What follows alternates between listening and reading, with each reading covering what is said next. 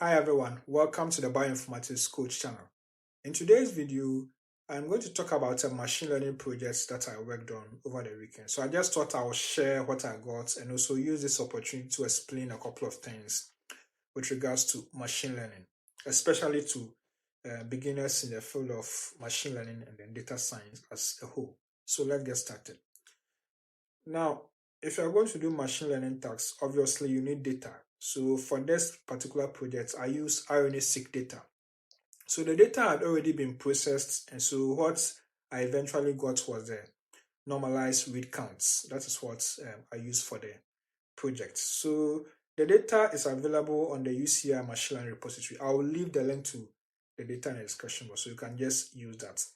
Now, let me also say that if you have RNA-seq data and you want to use for machine learning work, you need to do some processing and then get the read count, and you can use that for the tax. I have already given a talk that explains a couple of things with regards to the entire procedure for RNA-seq analysis. So you can just watch that to get a gist of what I'm talking about. The video can be found right up there, so just check it out. Now, back to our work. So the normalized risk count is what I use. So the data comprised of 5 cancer types. There was one for breast cancer, one for lung, one for colon. There was also one for kidney and then one for prostate. So you can check them out. I'll leave the details in the description box, so just check them out. So that's it for the data. Now with the software, I use Python. Everything was done using Python. So Python has a number of tools. There are lots of libraries, as a matter of fact, for doing data science and machine learning tasks. So you can check that out. So this is the framework that I use. So the Python framework comprised of, the one I use for the projects. I have scikit-learn that was used for the machine learning work itself. I use pandas for the data crunching, data manipulation. NumPy was also used for doing some computations. So that's it. And then there was also matplotlib and then Seaborn. These were used for data visualization. So that's the Python framework that I use for the entire project. So you can also use them. It's free. So just go check it and then just apply them as well. So that's what's for the software. So with machine learning, you need to go through a number of steps. So that is what this tutorial is about, so that you'll be able to have an idea of how things work. So let's look at the workflow. So this is the workflow. So first of all, how to acquire the data, which I've already spoken about. And then after getting the data, I also had to do some exploration. Exploration is key. So exploration will help you to get information which is necessary. The information will help you to determine what methods to use, and it will also help you to know which information should be removed or maintained. So it's very, very important. Exploration will help you to understand your data and even help you to anticipate the results you may get. So exploration is very helpful when it comes to machine learning and then data analysis as a whole. So it's important to always explore. So you need to spend time to explore the data and understand it, because you need to be able to explain the results you get, and then you can explain it better if you have explored the data and you have information that you can use. So it's important to do that. So that's it. So after exploration, I also had to do cleaning and pre-processing. So cleaning and pre-processing will help you to put your data in shape, will help you to put your data in the right format so that you can feed it to the machine learning models. Now, cleaning will help you to remove information which is not important. So it's important to always do cleaning. And of course, to know the information which is not relevant, you need to explore. So it also ties in perfectly. So cleaning will help you to remove unwanted information, and pre-processing will help you to format your data. So pre-processing will involve labeling, normalization, and all that. So those are things that we will talk about later on. So in a nutshell, it's cleaning and pre-processing. That is what I did for that particular step. So after cleaning and pre-processing, I also had to split the data into training and then test subsets. So the training sets is what is fed to the model initially. So this is to help the model to learn and identify patterns, and these patterns will be used to make future predictions. And then the test subsets is fed to the model after training. So this is used to test the model. So I will explain these later on. So let's proceed. So after splitting into training and then tests, I went ahead to do feature selection. Feature selection is also important. I will explain a couple of things here. Now, feature selection helps you to select the relevant features for the machine learning task. So here, in this context, the features I'm talking about are the genes. So when you have your read counts, you have count for genes. Okay, so these are genes that have been identified. So for each cancer case, you have these genes, and then you also have their respective counts, which have been normalized. So I'll be using features and genes interchangeably here, but they all refer to the same thing. In machine learning itself, we refer to them as features or variables. So take note of that. So feature selection will help you select the relevant genes, and then you can use that for the downstream analysis. It's important. Now, why is feature selection important? I've already given one already. Let's also go into details with RNA-seq data. So RNA-seq data can generate lots and thousands, thousands and tens of thousands of genes. So I think when you check TCGA database, which has lots of RNA-seq data, which are also in the read counts formats, you have lots of them. And then I think the last time I checked for the cancer types, there was, I think, over 60,000 genes for each sample. When I say some, for each patient or each individual, there are about, I think over 60,000 genes. And so this is very large, this is very huge. Okay, so it has computational implications. These genes there, or these features, not all of them may be relevant in terms of cancer prediction. Okay, so it's important to select those that are relevant and then use them.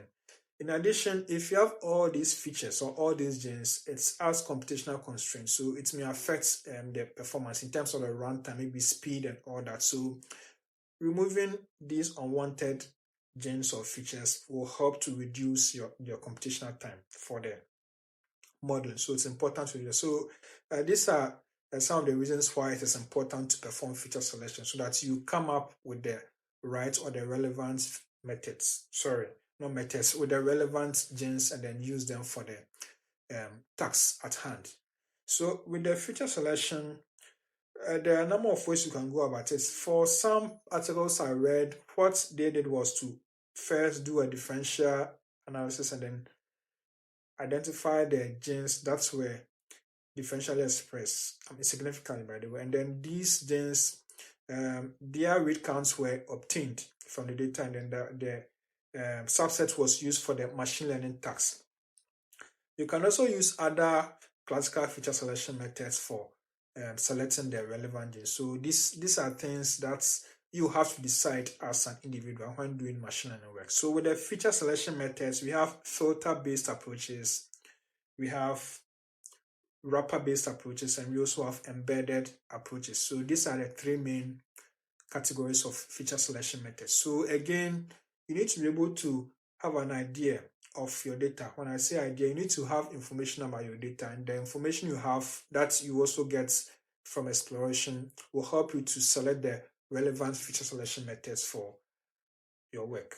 So it's important to do that. Now, let me just go back to exploration. So when you explore, some critical information such as class imbalance and maybe presence and absence of data, missing data or missing values, will be revealed to you. So these are some of the reasons why it is critical to do exploration. So once you have some of these coming up, they will help you to determine what methods to use for the next activity. So that's what you need to know. And of course, these feature selection methods, some work well with balanced and imbalanced data sets. So exploring the data, getting the information will help you to select the right feature selection methods. These methods have their strengths and weaknesses, but of course, that is why the literature is there. So just read about them and select the ones that are important and use them for your work. So that's it. So for this project, I use mutual information is also a feature selection method. That's what I use to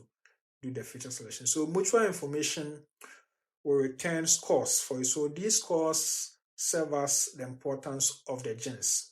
And so what I did was to arrange these scores from highest to lowest, and then I chose the top 300 features or the top 300 genes, and that is what I use for the machine learning tax. So that is what you need to know here.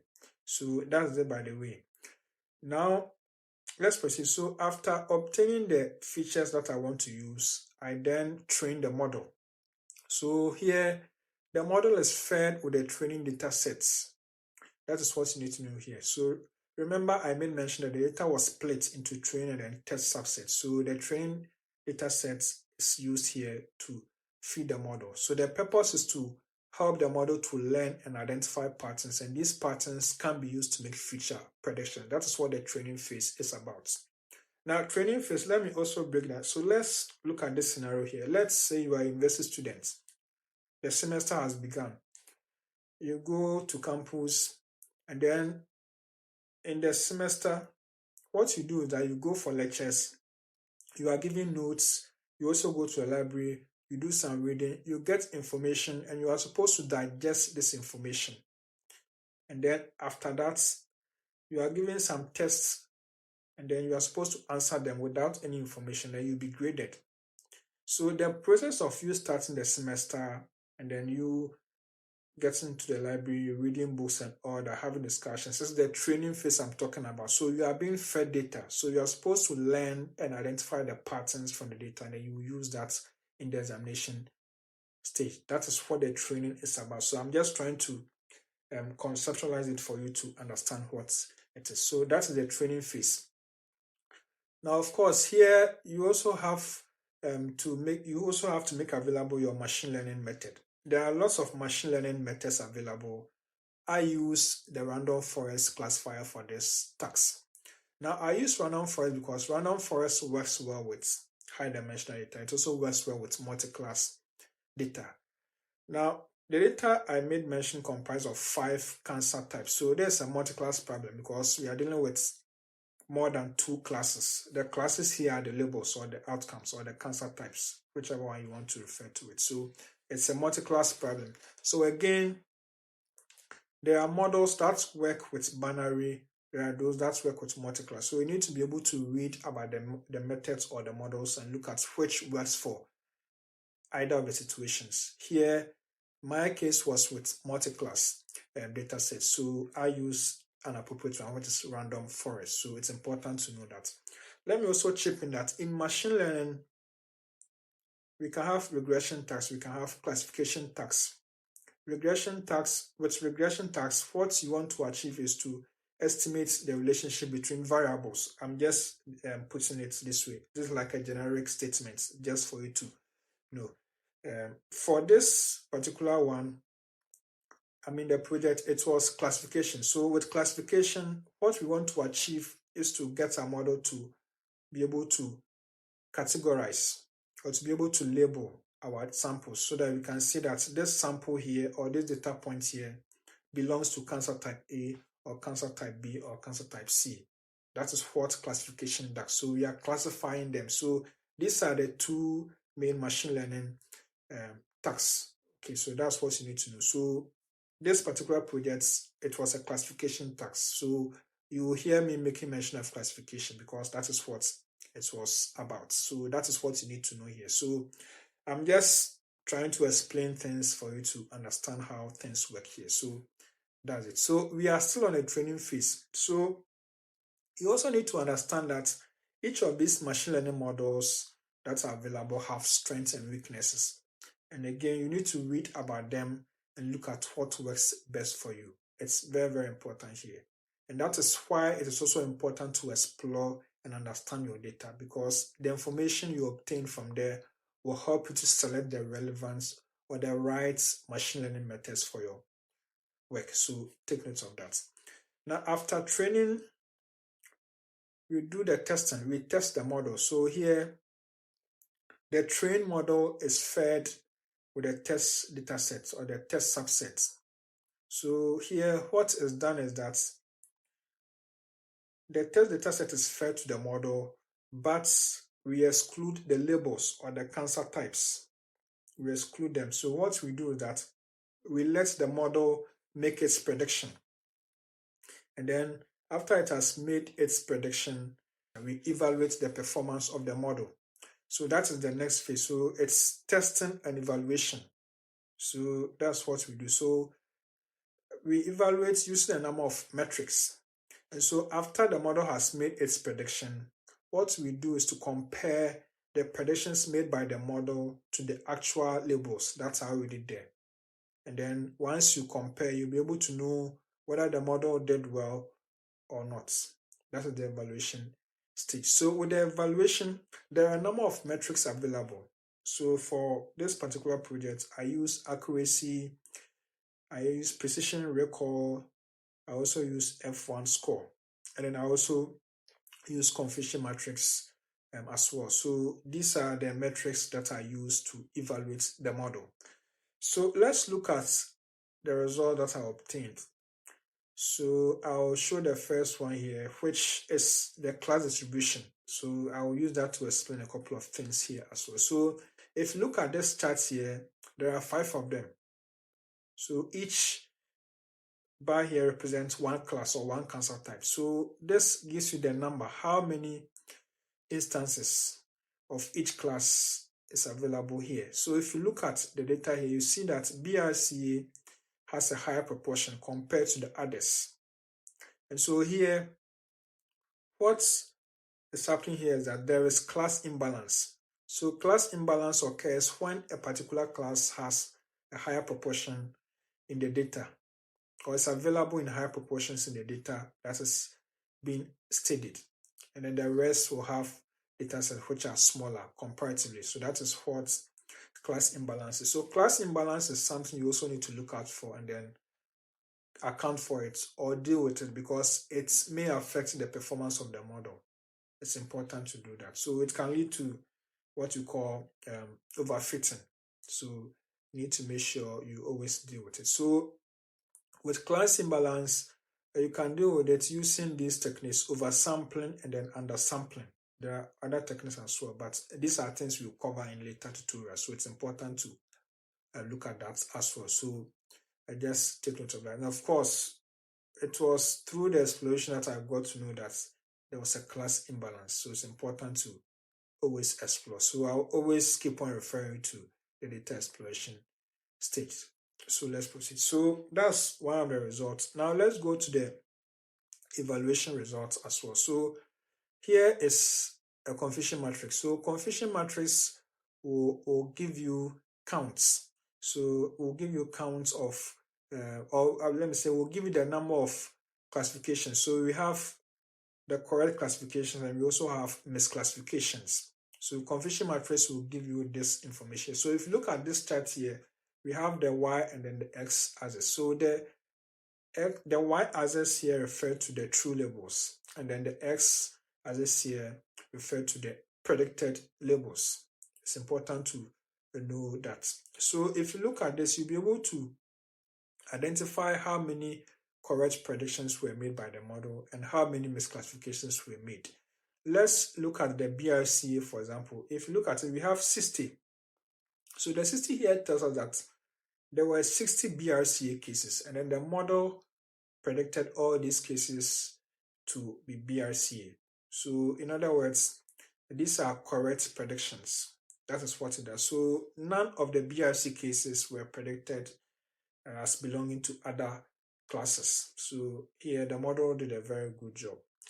Let's look at the next one, which is COAD. If you look at COAD, you see that there is one COAD case that was predicted as BRCA. So here it's a misclassification because the model predicted this case as belonging to a different class, but the actual label is COAD. So here it's a misclassification. There was one of them. Now there could be a number of reasons why misclassifications will occur. And one of them could be that that particular sample, that particular data point is an outlier. And so it may affect the model's results.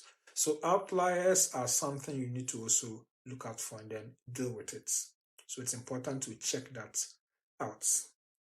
And then another reason why misclassifications can occur is that probably during the data collection and then creation stage, there was a mislabeling, human element or the human factor. There was a misclassification. So in reality, what the model is actually predicting is the right one. But because there was that mislabeling, we are thinking otherwise. So that's also another reason why misclassifications can occur. So take note of that.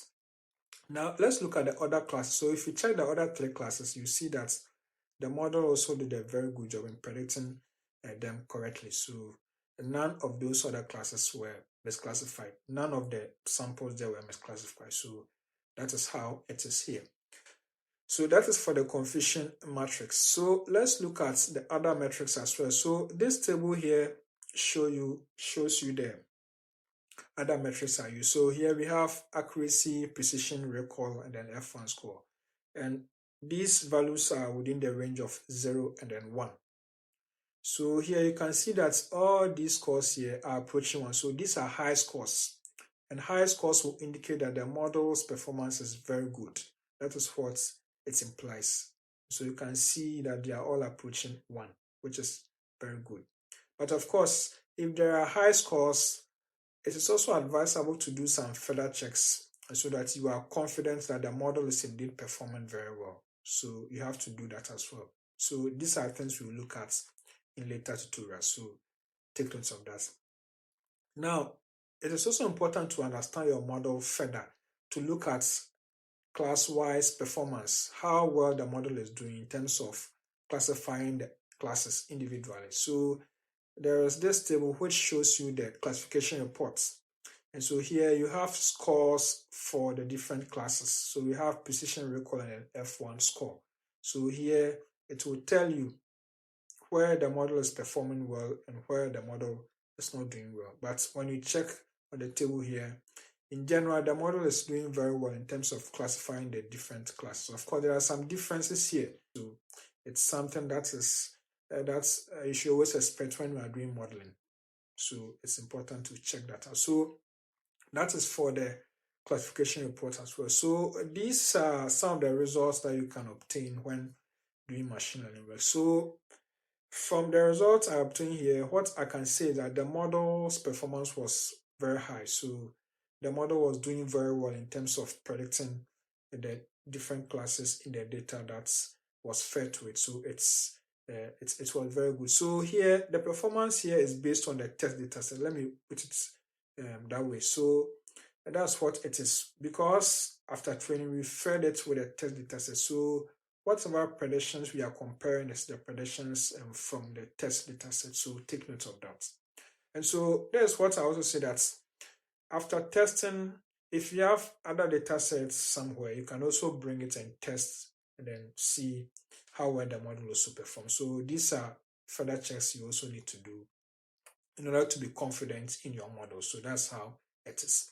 And so in a nutshell, this is what the project was about. And I believe you've enjoyed this talk. You can also give your comments in the comments section as well. Now, if you also want to know how Python was implemented to get this project done and also get explanation of what each of the codes I used was doing here, you can check the next video right up there. So that'll be all, and I'll see you in the next session. Goodbye.